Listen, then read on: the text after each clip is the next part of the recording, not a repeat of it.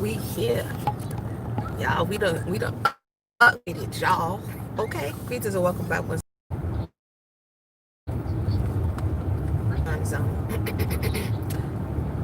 the way. Anywho, yes, like I said, we upgraded. This thing is a little more stable than the other one, so all praise be to the creator. Aroma affects your mood, and eating something that's going to feed certain energy that has certain colors affects your mood and your how you are going about your day. That's why they speak about when you eat certain breakfasts and you start off your day on a certain note, like some people may be addicted to whatever they're addicted to in the morning. It doesn't prepare you for the day you're looking for. It kind of gives you this feedback loop. So colors do matter. You know what I mean? Colors in your environment, painting your wall or having art, that all matters. Music, vibration, energy, that all matters. Some people will be like, ooh, that's spooky. Not really. When it's bright and sunny outside and you go out there in the vitamin D, that matters. As opposed to when you sit inside in your cubicle under your ultraviolet lights all day, that matters. It keeps you in a certain level. There's research. I wasn't even going to talk about this, but that's how it works when I turn on this camera. Like 1/3. But there's research that talks about, especially melanated people, being vitamin D deficient. And I've spoke about this before, in certain regions where there's not a lot of sunshine, right? Because the way our body uses vitamin D and stores vitamin D is different than other people's who come from other locales. So essentially, based on my research, melanated people don't have long stores of vitamin D because traditionally we come from equatorial places where there's an abundance. It's like we don't have to store food because there's an abundance of food, right? So we don't have to store our vitamin D because there's an abundance of vitamin D. So when we go to places like up north in Canada and cold regions and where we don't get a lot, which we need for different parts of our system to operate, we are affected differently. And couple that with the fact that all peoples are like in these inside areas and outside work is like shunned. It affects us. It affects our mood. It affects our health. It affects all these things. So these are the little small things, fresh air, you know what I mean, that can change our attitude and our disposition if we're miserable. See how that led right back into misery love company? Usually we say that when we're trying to point the finger to other people, that person is miserable, this person is miserable, and not really being able to put our finger on the pulse of when we are kind of out of alignment and we're feeling miserable. Yesterday I was doing some listening to some things. I was relaxing, okay, and really thinking, and I was talking to the babies as well. And when you look at some of the things that leads to our misery, right, and why we begin to feel less than comfortable with ourselves or less than proud of our accomplishments, when we look at how the human body is designed, a lot of our sensory organs are projected outward into our outward environment. So our eyes look out and our ears bring in things from outside, right? And our nose first brings in air, oxygen from outside and pushes out. So, and our mouth brings in information from outside and then we give it back out, right? So if we look at, and our hands receive sensory information from our outside world. That's very interesting. Because if we find ourselves to be very miserable or discontent, we have to take a look at what is in our environment and how we're processing, how it relates back to us. So initially when we're born, our ego begins to develop, our concept, our self-esteem begins to develop when our environment is reflected back to us and then we process it even before we have language. So for instance, if somebody I bust music early this morning, okay, if our environment, if our caretaker is like, oh baby, you're so nice, you're so lovely, what a beautiful baby, and our caretaker is smiling and feeding us and changing us, our environment is warm and safe and peaceful, right? That gives the inside that's developing stability, to a certain degree, right? And then the baby, you'll see the baby cooing and oh, and it's okay, and the baby's cool and the baby's calm. But if the outside environment is turbulent, then the baby oftentimes reflects that back to the outside environment, and then you say, oh, this baby is whiny, this baby is miserable, this baby loves crying, this, that, and the third. The same thing it is with babies is the same thing it is with us. So our environment that we take in, when we process it through our own thoughts, through our own emotions, through our own experiences, that determines our internal state. Miserable is a state that exists within us, right? Based on how we process what we're seeing. Again, two people could be processing the same things and seeing it differently. One is miserable and the other one is hopeful. One is miserable and the other one, you know what I mean, is over there planning. It's really, once you pull the information in, it's the person. It's the same thing, like you can cook the same food and the two people are receiving this information that the food is transmitting, and one thinks it's a beautiful, awesome meal and the other one thinks it's disgusting. For those who just joined us and who will join us, I usually try to go on similar spaces within conversation, because this is the part of us that is lacking. It sounds like, oh, Mona's being repetitive, or she said this already, and sometimes we have to keep saying it because we still get stuck on when we move and we say, oh yeah, that was good information, and then we continue to loop and get stuck on, oh, it's the other person, oh, it's them, because you're looking out. To reflect takes time. To reflect takes concentration. To look inside, I asked the babies, how do you look inside? They told me you close your eyes, right? Or you have to have a concentrated effort to be able to see you. There was a quote I saw that you can't see yourself without a mirror, right? You can't see yourself, and this is a true story. So when we was overseas, we were living in a place that didn't have a mirror in the bathroom. This is a true story. We're living in a place that didn't have a mirror in the bathroom, and in this particular space in Ethiopia, there weren't mirrors everywhere. It's not like here, wherever you go in the bathroom, there's a mirror. There weren't mirrors everywhere. There weren't. Right? So looking in a mirror. It's a true story. And so you may see yourself, a flash of yourself in a car reflection, but if you don't have something, a mirror, some type of glass, something that is reflecting your image back to you, you won't see yourself. And oftentimes you won't even really be concerned with that. You will think the people around you have to say, you know, oh, you have something on your mouth. The people around you have to say, oh, fix your hair. The people around you who are looking at you, they're looking out at you, can perceive when something is off and reflect that back to you, and then it's your choice to fix it. So, you know, the food is different over there. The environment is different. You walk in, you're doing a whole lot of other things that you usually wouldn't do. And when so many creature comforts are offered to you here. So I lost a considerable amount of weight. I went back down to my old school me. I lost a considerable amount of weight, but it wasn't something in the forefront of my mind because I wasn't really seeing myself every day. Until one day I saw myself in the mirror and I had to look good, like, what in the world? Is this me? Right? Is this me? Like, nobody, like, oh, Mona, you're losing a considerable amount of weight. It was just like, whoa. And then sometimes we're shocked when we actually see ourselves. That's like on some of these reality TV shows when they're being recorded, but when you're in the moment, you're not really noticing your behaviors, your mannerisms, your face, how you're looking, your temperament, all this stuff. And then when they play it back to you, even you're shocked. It's like you're seeing yourself for the first time. Like, whoa, I said that? I did that? That was kind of ratchet, right? The babies have their little, the children have their little iPad thing. And when one is cutting up, ain't that true, babies? The other one runs for the thing and records them, because just translating this information to me is not enough. They have to catch the person in the deed, catch the person in the act.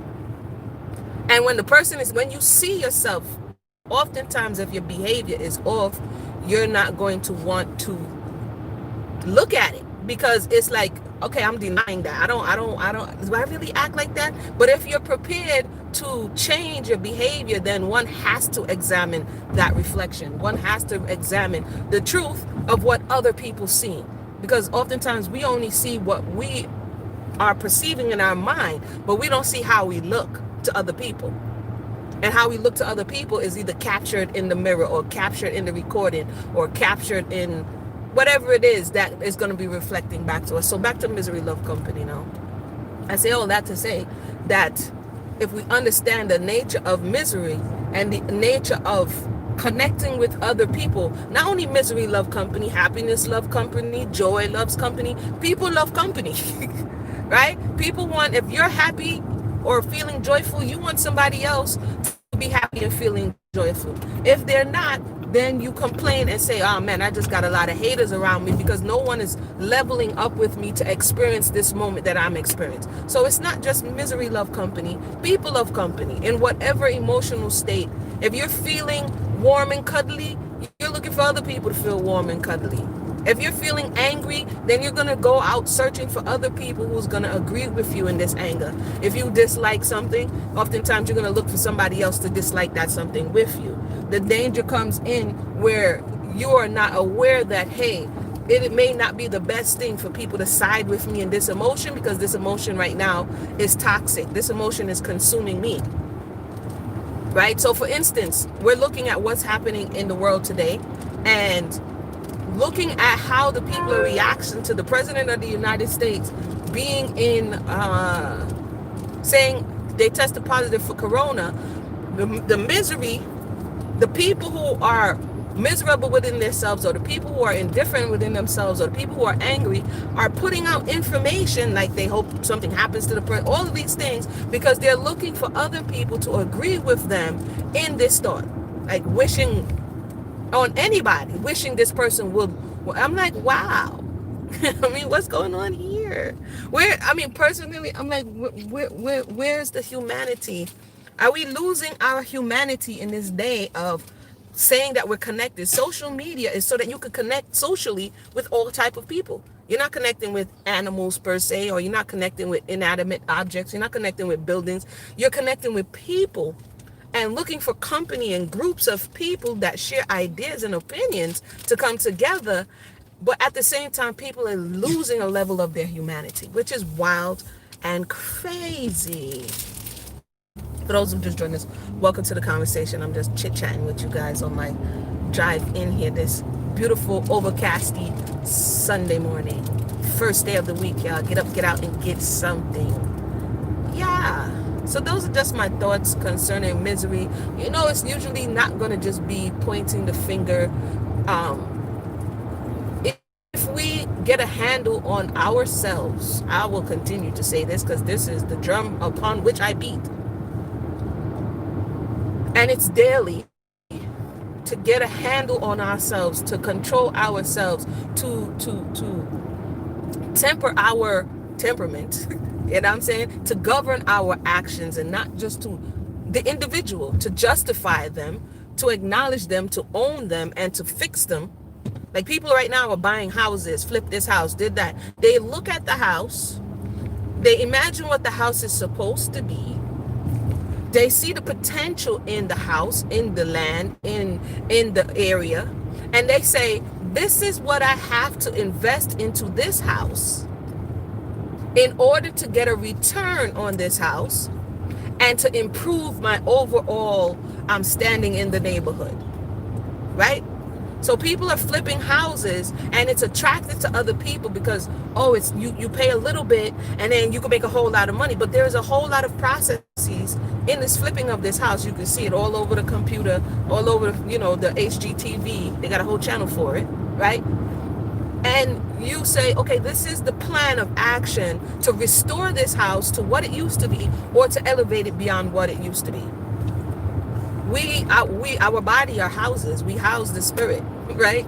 We house our souls. So if we look at, is it the bones of the house? Is it the exterior of the house? Is it the entire house? And we look at ourselves and say, how much do I have to invest? In what areas do I need to make this investment in order We do that more for inanimate objects than we do for ourselves.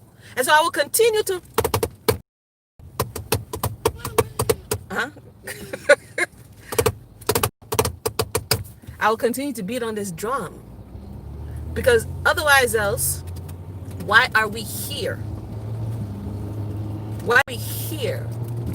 Why are we here? Why are we here? We're not here to necessarily mind everything that everybody else is doing and leave us in the background, our opportunity, and waste our opportunity. That's like going to school and never concentrating on your paper, ever. You're always looking at what this one is doing, that one is doing, and the teachers, they're teaching, but you never take notes. You don't pass your tests, right? And you're so concentrated on what Susie, what shoes Mary had on, and who is Brett, and it's like, yo, Jed, your paper. Why are you here? And oftentimes in school, we have somebody else who's paying attention in class, and then we want that person to do what? Tutor us. Yo, I don't think I'm doing well in this class. Yo, you mind tutoring me? That's the other student, and that's what we are. We are all students, because life is the teacher. Life is the schoolhouse. Experience is the teacher. And then we have other students next to us like, yo, you was paying attention? Can I see your notes? Do you mind tutoring me? Do you mind catching me up to speed? And that's what we are to one another, if we're paying attention. But some of us follow the class count, right? Some of us follow the jocks, and some of us follow the nerds. Some of us are like, oh, I want to be in, I want to be cool, so I'm going to follow the jocks so that I can be in their company. But oftentimes when you look at where's the jock now?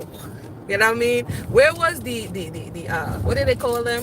Where is the 20 years later? Where is the most popular person? Oftentimes they bud so early, which is high school or junior high school. They come to fruition so early that there's no way to go from there. They have the Al Bundy syndrome.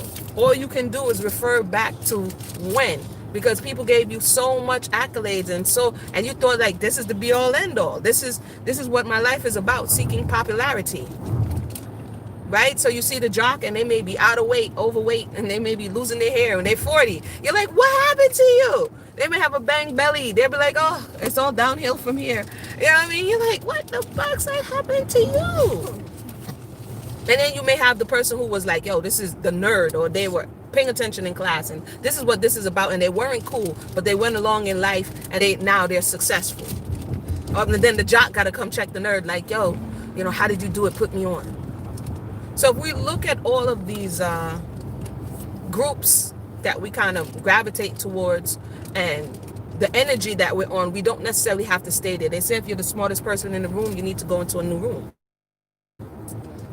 Right? Because if there's nobody pushing back against your thoughts or helping you to find new levels, then you're basically being stuck and you're just on repeat.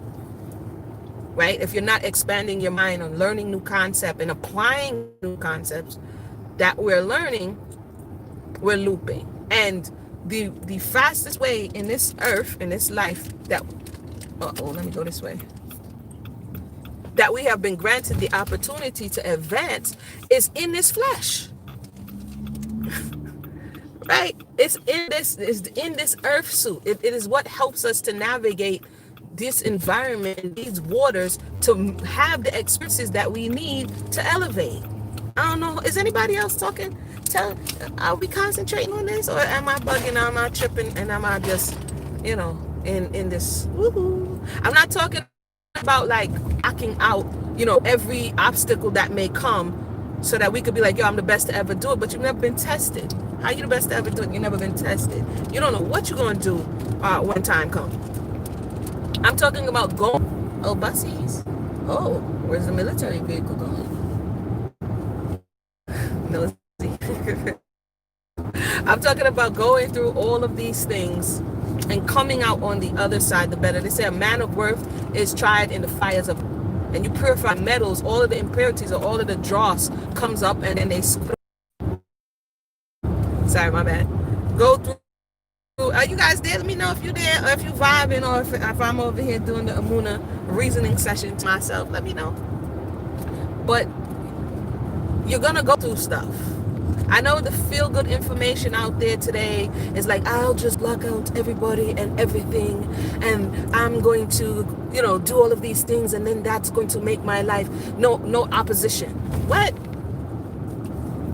If there's no opposition, how does the plane rise when there's no wind that it's going against? How does the plane get leverage? How does it go up in the air? How does the bird soar if there's no opposing force?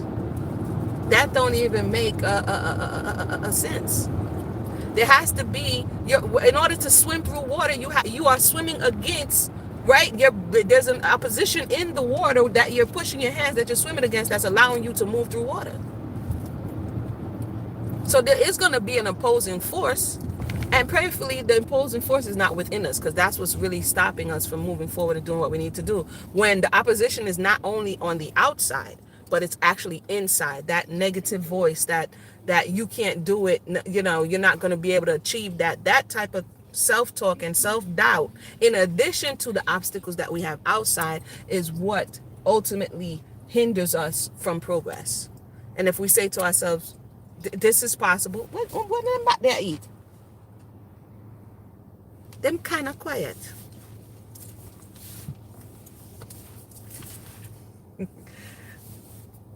Let me see if you guys are talking, if y'all just watching. Let me know if you guys are here, if you can hear me. I'm proud that my thing has been steady this whole time. Okay. If you guys can hear me, let me know. Talk to me now. Talk to me now.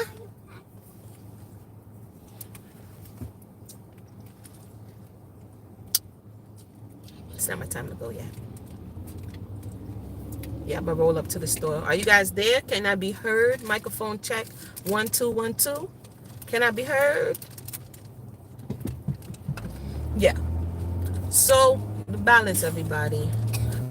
Misery does love company, but like I said, so does love. If you have love in your heart, you're gonna want company.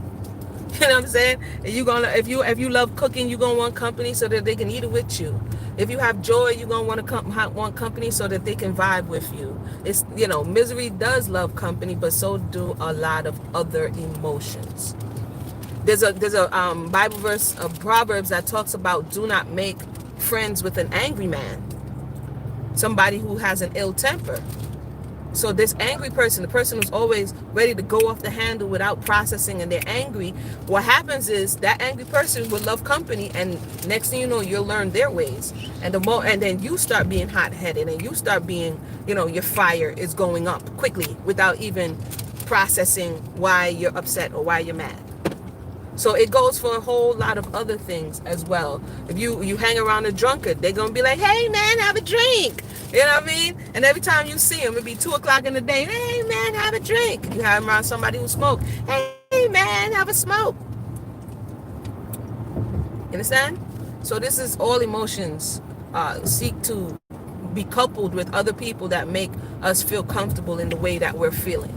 If somebody comes around and they make us feel uncomfortable, not in agreement with our behavior, just try it and see how you feel. You know what I mean? Be like, what's wrong with this person? And I mean, here I am trying to be all miserable in myself, and here they come with all this cheer. Don't nobody got no time for all this cheer. I need somebody to be like, me too. And sometimes we feel comfort in the whole me too. You know what I mean?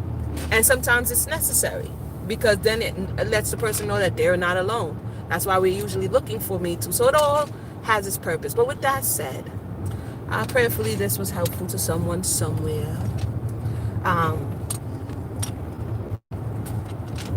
And we can take even just a little bit of something. Yeah, it keeps going up, but it'll be okay.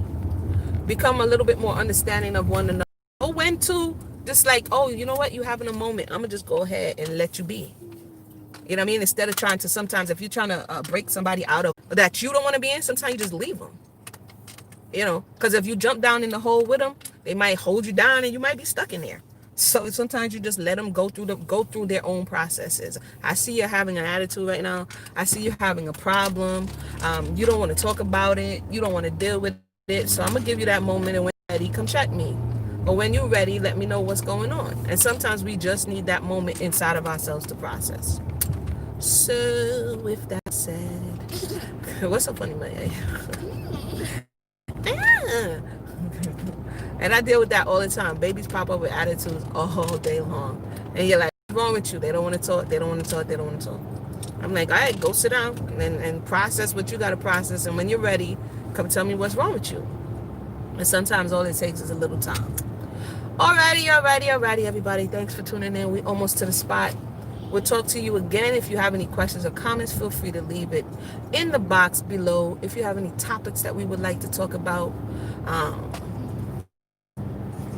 leave it in the box below. Yeah. All right. Yeah.